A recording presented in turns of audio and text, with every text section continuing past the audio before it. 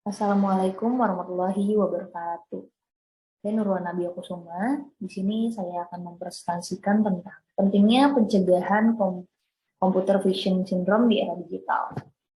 Nah, perkembangan teknologi di era digital seperti sekarang ini semakin cepat dari waktu ke waktu, dan tingkat kecanggihannya itu juga semakin tinggi.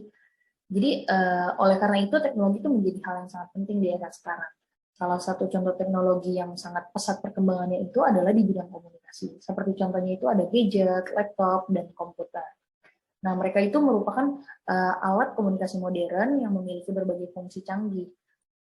Dari awal kemunculannya itu juga membuat berubah menjadi kebutuhan primer setiap manusia.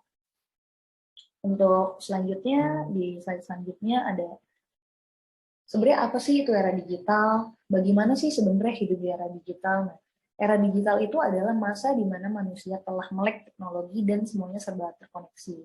Masa di mana semua manusia dapat saling berkomunikasi sedemikian dekat walaupun saling berjauhan. Nah, untuk serunya itu memang hidup di era digital memang seru dan banyak tantangannya. Selain itu juga semua tuh serba cepat, mudah, dan instan. Bagi anak-anak zaman sekarang itu internet itu seakan-akan menjadi kebutuhan primer. Jadi mereka tuh banyak menghabiskan waktunya itu di depan smartphone dan komputernya gitu daripada melakukan aktivitas di luar. Bahkan mereka melakukan aktivitas di luar pun mereka tetap membawa gadgetnya gitu.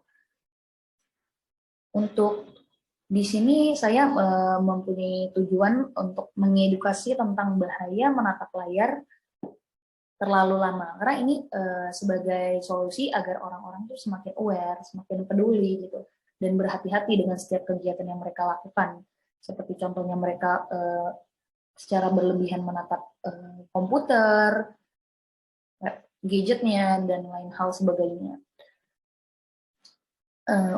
Akan tetapi tuh banyak banget yang menyalahgunakan gadget, sehingga munculnya itu dampak negatif. Untuk dampak negatifnya ada 4, yaitu kecanduan, kedua mengganggu kesehatan, ketiga resiko penyalahgunaan, yang 4 menyebabkan CVS atau computer vision syndrome. Untuk kecanduan di sini itu saat ini tuh gadget sebagian orang tuh menjadi kebutuhan primer yang saya sudah jelaskan tadi, sampai tidak bisa dipisahkan. Hal ini tuh membuat mereka kecanduan terhadap gadget, terutama bagi yang hobi game. Kecanduan ini tuh menyebabkan mereka tuh kurang berinteraksi dengan lingkungan sekitarnya. Contoh misalnya mereka lagi bermain games, kita sambil ngobrol gitu, tapi dia tuh tidak tahu apa yang kita omongin, dia hanya menjawab cuma iya gitu. Contohnya seperti itu. Padahal dia tidak tahu maksud apa yang kita omongin. Untuk yang kedua itu ada mengganggu kesehatan. Di sini tuh penggunaan gadget secara berlebihan itu dapat mengganggu kesehatan, sangat terutama itu mata. Karena pancaran sinar dari layar gadget, laptop, atau komputer pun itu sangat membahayakan kesehatan. Perkembangan sistem saraf pada mata, karena sering akan terkena radiasi. Jadi sangat berbahaya. Untuk ketiga, risiko penyalahgunaan. Di sini kali ini adalah bahaya apabila lalai dalam pengawasannya. Contohnya itu kayak ibu terhadap anaknya. Di balik kemudahan gadget untuk mencari informasi, tapi banyak juga resikonya yang menjadi bagi anak itu. Sudah banyak kasus seperti contohnya kasus orang yang berkenalan di aplikasi dating sampai bertemu gitu contohnya. Dan untuk yang lebih parahnya lagi, sudah banyak kasus kecanduan pornografi yang mengakibatkan itu membuat mereka salah jalan dan melakukan hal yang menyimpang. Untuk selanjutnya ada juga yang dinamakan CVS atau Computer Vision Syndrome yang akan saya jelaskan di slide selanjutnya.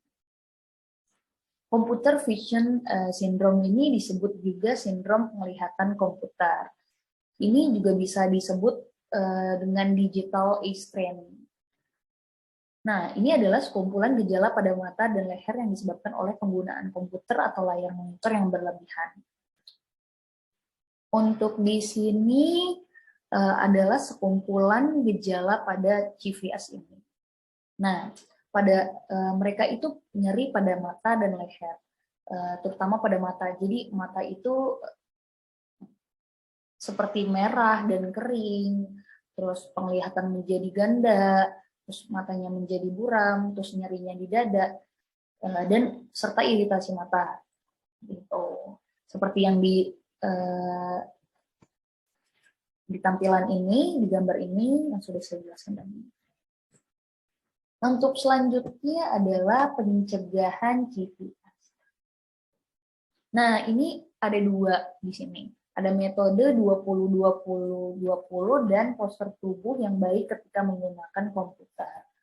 Di sini saya akan menjelaskan dulu yang metode 20-20. Bisa lihat di gambar ya. Peraturan ini adalah rekomendasi waktu dan cara mengistirahatkan mata yang bertujuan untuk menjaga kesehatan mata kita. Apalagi kalau bukan metode ini. Dengan menerapkan peraturan ini tuh setiap orang yang bekerja di depan perangkat digital dalam waktu lama diharapkan dapat terhindar dari CVS. Nah, ini untuk caranya itu jadi setiap orang itu beristirahat selama 20 menit dari tampilan gadgetnya. Beristirahat selama 20 menit. Setelah itu mereka melihat objek jauh yang berjarak 20 kaki. Itu bisa lihat di gambarnya ada 20 kaki untuk melihat objek sejauh 20 kaki sama 6 meter. Nah, itu jadi objek jauh yang berjarak 20 kaki jadi berjarak 6 meter. Nah, itu dilakukan itu selama 20 detik. Nah, untuk selanjutnya bisa kita lihat di gambar, postur tubuh yang baik ketika menggunakan komputer atau gadget itu sangat berpengaruh. Dari jarak mata kita terhadap laptop, terhadap komputer, dan posisi duduk kita, bahkan itu semua sangat berpengaruh. Bahkan kita berkedip pun itu sangat berpengaruh. Kita tuh tahu gitu, memang komputer tuh sangat mempermudah komunikasi kita, kayak menambah pengalaman, menambah wawasan, menambah teman, bahkan sebagai media hiburan. Kenapa sih bisa dibilang sebagai media hiburan? Karena sudah banyak aplikasi yang menjadi sarana untuk belajar serta bermain. Nah, itu biasanya contohnya aplikasi game. Itu ada aplikasi belajar sambil bermain. Seperti itu.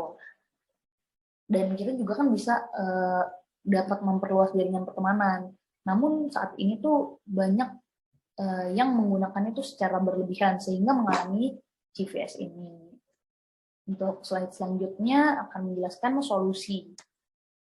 Yang pertama, berikan pemahaman tentang gadget kepada anak. Di sini orang tua bisa memberikan pengarahan kepada anak supaya tidak menggunakan gadget dalam waktu yang lama. Yang kedua, ada jangka memperkenalkan gadget pada anak usia dini. Nah, sebaiknya memperkenalkan gadget itu ketika anak sudah mengerti baik dan buruknya, bisa membedakan baik dan buruk. Jadi memperkenalkannya pada saat itu, karena mengenalkan gadget pada anak usia dini itu akan berdampak buruk sekali, kayak pada kesehatannya, untuk tumbuh kembangnya juga. Seperti itu. Yang ketiga ada jangan memanjakan anak. Nah, semakin anak dimanjakan, jadi semakin anak akan berbuat seenaknya gitu. Jadi membacakan boleh, tapi jangan berlebihan.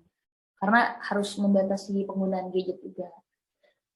Untuk slide selanjutnya, kesimpulannya itu jangan menatap layar monitor dan gadget secara berlebihan. Ini seperti yang dijelaskan, karena di sini tuh belum ada sebenarnya konsensus gitu mengenai frekuensi dan durasi istirahat yang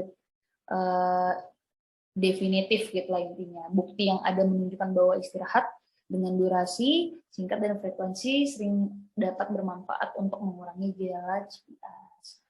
Nah, awasi anak di usia dini. Mari kita sama-sama peduli. The best gadget is the human brain. For safety is not a gadget but a state of mind. Jadi gadget terbaik adalah otak manusia. Untuk keselamatan bukanlah gadget tetapi keadaan pikiran. Wassalamualaikum warahmatullahi wabarakatuh.